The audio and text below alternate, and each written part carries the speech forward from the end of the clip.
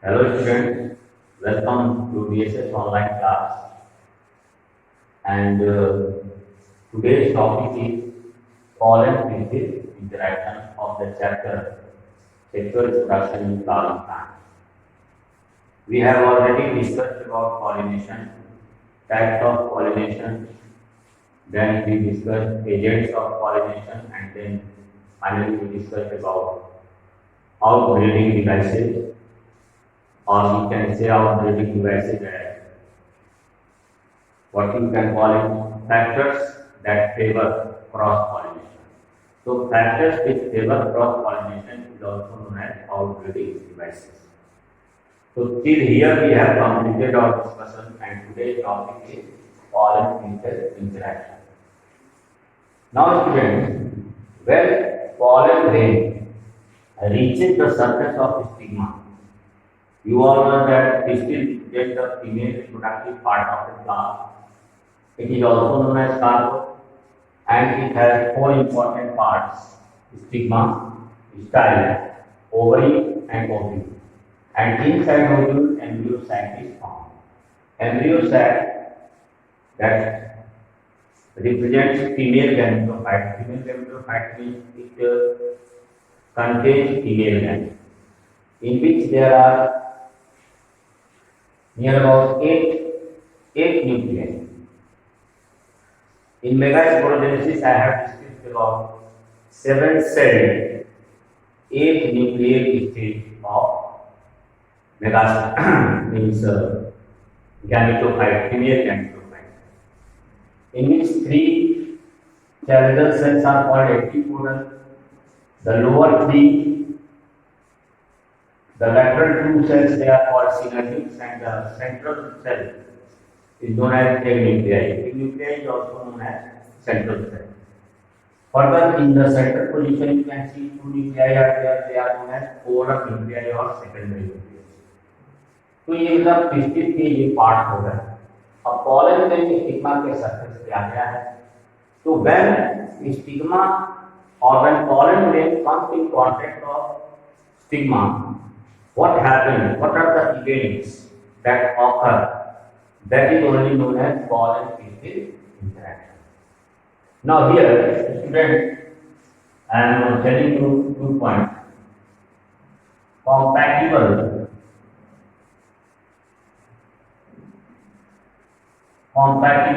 and incompatible. Incompatible. ये 2 term हम introduce कर रहे हैं. Compatible means right type of pollen grain, and incompatible means that is not the right pollen grain.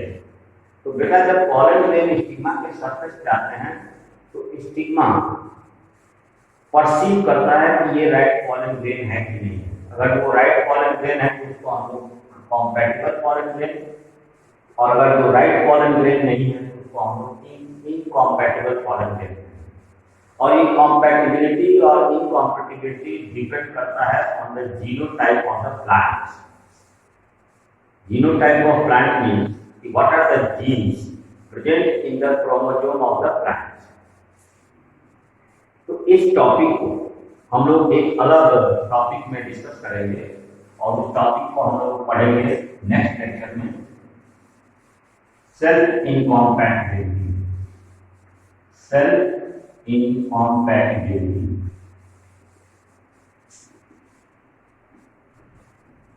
ये अलग से ही एक नया टॉपिक है जिसको हम लोग नेक्स्ट लेक्चर में डिस्कस करेंगे. तो यहाँ पे बेटा कॉम्पैटिबल मीन्स जेनेटिकली ये जीनोटाइप से डिफरेंट हो रहा है. इसके लिए एक अलग डिस्कशन हम करेंगे आप लोगों से. अभी फिलहाल right now I am discussing only pollen-pistil interaction. अगर जो स्टिग्मा के सरफेस पे एक कॉम्पैटिबल pollen grain आ गया है तभी pollen-pistil इंटरेक्शन होगा और तभी फर्टिलाइजेशन का प्रोसेस कंप्लीट होगा. अगर जो इनकॉम्पैटिबल pollen grain स्टिग्मा के सरफेस पे है तो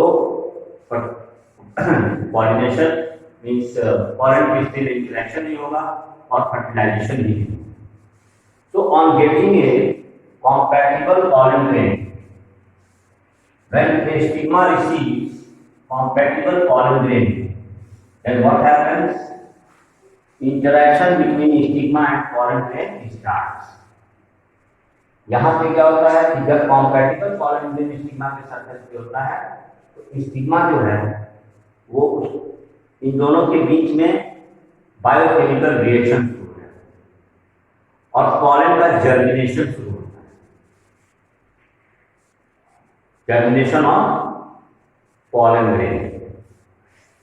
अब यहां देखो कि कौन कौन से फैक्टर रिस्पॉन्सिबल हैं for germination of pollen grain. तो इसके लिए सबसे पहला फैक्टर होता है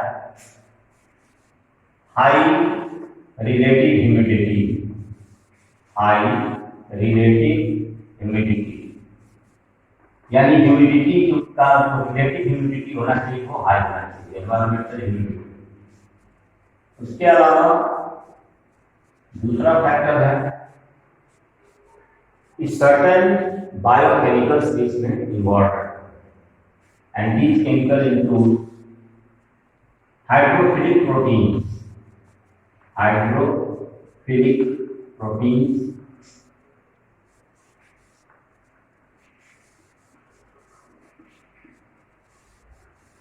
तीसरा फैक्टर है sugary substance, specially sugar.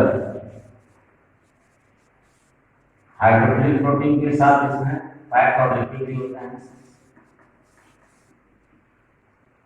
Sugar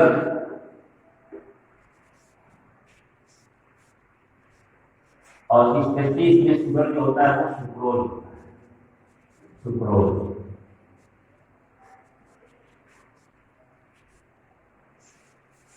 इसके अलावा बेटा इसमें कुछ न्यूट्रिएंट भी होते हैं और ये न्यूट्रिएंट में आते हैं बोरान। बोरान, कैल्शियम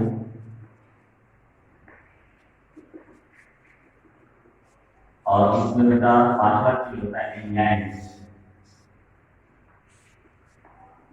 सच एज सेलुलेज, पेक्टिनेज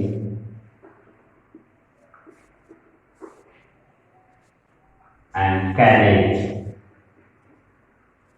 ये इतने केमिकल्स रिक्वायर्ड होते हैं पॉलन के इंटरेक्शन में।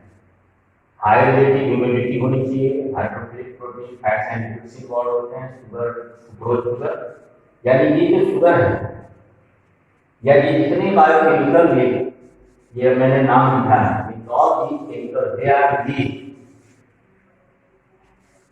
by both stigma surface as well as pollen. So high relative humidity means there will be moisture and stigma surface of stigma releases sugar, especially sucrose sugar along with water. So on the release of sugar and water, the pollen grain they absorb water and sugar and become and they swell up. वो swell up हो जाता है pollen grain. And due to swelling, what happens?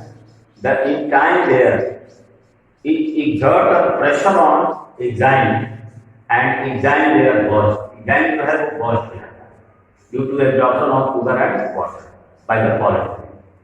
And then the vegetative cell that is covered by enzyme, the vegetative cell or vegetative nuclei, its germination starts. And along with enzyme layer के साथ जो vegetative cell है उसकी growth हो जाती है and it comes out in form of pollen tube through germ pore. यानी जब पॉलन ग्रेन वाटर और शुगर को एब्जॉर्ब कर लेते हैं तो वे स्वलप हो जाते हैं। स्वेलिंग के बाद क्या होता है, जो इंजाइम लेयर है वो प्रेशर एक्सर्ट करता है ग्लैंड लेयर पे और इंजाइम लेयर बर्स्ट करता है और तब वेजिटेटिव सेल इंटाइन लेयर को लिए हुए इंटाइन लेयर के साथ जर्मिनेट करके एक ट्यूब के फॉर्म में जल कोर से बाहर आता है, जिसको हम लोग पॉलन ट्यूब कहते हैं। Slowly growth in pollen tube starts, धीरे धीरे पॉलन ट्यूब का ग्रोथ शुरू हो जाता है, मीन्स इट स्टार्ट्स इलॉन्गेटिंग, उसका इलॉन्गेशन होने लगता है और उसके इलॉन्गेशन में boron, calcium, cellulose enzyme, cutinase enzyme, chelate enzyme along with phytohormones like auxins and gibberellins. They also help in elongation or growth of pollen tube. Gibberellins, ये फाइटोहार्मोन भी pollen tube के ग्रोथ में। और यहाँ मैं आपको शो कर रहा हूँ कि पॉलन ट्यूब इस तरह से वेजिटेटिव सेल पॉलन ट्यूब के फॉर्म में इस तरह से ग्रोथ इसकी शुरू हो जाए। नाउ इट स्टार्ट्स ग्रोइंग और स्लोली जब ये पॉलन ट्यूब की ग्रोथ होने लगती है तो धीरे धीरे ये वेजिटेटिव न्यूक्लियाइड डीजनरेट हो जाता है। The vegetative nucleoid degenerates. Further, what happens? This generative cell, the second cell of pollen grain, generative nuclei जो है pollen grain का, ये generative nuclei it migrates, यानी कि अब generative nuclei का migration होता है pollen tube, और ये pollen tube जो है ग्रो करने लगता है, ग्रो होते होते ये ओव्यूल तक पहुंच जाता है। They reaches up ovule और जनरेटिव न्यूक्लियस में माइग्रेट करता है और माइग्रेशन के समय ये जो जनरेटिव न्यूक्लियाई है ये माइटोसिस सेल डिवीजन करके होता है, दो मेल गैमेट फॉर्म करता है। It performs mitotic cell division and forms two male gametes. अब ये दो मेल गैमेट जो है फाइनली कहाँ पहुंच जाते हैं? ओव्यूल तक। इसमें एक चीज और मैं बताना चाहूंगा आप लोगों को कि जो पॉलन ट्यूब का ग्रोथ है, ग्रोथ के साथ साथ पॉलन ट्यूब की एंट्री ओव्यूल में कैसे होती है वो बेटा तीन तरह से। The entry of pollen tube inside the ovule takes place in three manner, और ये तीन मैनर कौन बनते हैं, तीन तरह से कैसे एंट्री करते हैं। अगर जो pollen tube when the pollen tube enters the ovule through micropyle, then we call it as porogamy। जब pollen tube ovule में माइक्रोपाइल एंड की तरफ से एंटर करता है तो उसको हम लोग पोरोगैमी कहते हैं, है पोरोगैमी। कुछ प्लांट्स में pollen tube जो है चैलेंजर एंड से एंट्री करता है, चैलेंजर एंड से, तो उसको हम लोग कहेंगे चैलेंजोगैमी।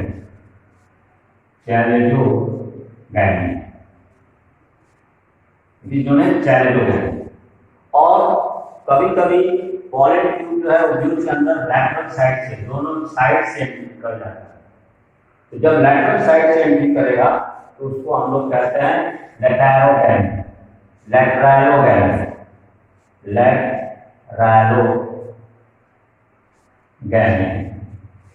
So when pollen tube enters the ovule from micropyle end, it is known as porogamy. When it enters the ovule through channel end, then it is known as channelogamy. And when pollen tube enters the ovule from lateral side, it is known as lateralogamy. अब ये pollen tube की entry हो गई और दो male gamete पहुंच गया। अब यहाँ नेक्स्ट जो प्रोसेस होगा वो फर्टिलाइजेशन का होगा। The next process will be fertilization. तो फर्टिलाइजेशन का प्रोसेस आप प्रोसीड करेगा क्योंकि पॉलन ट्यूब दो मेल गैमेट को लेकर ओव्यूल तक पहुंच गया। So further pollen means fertilization process occurs and fertilization I will discuss in my next lecture. Okay.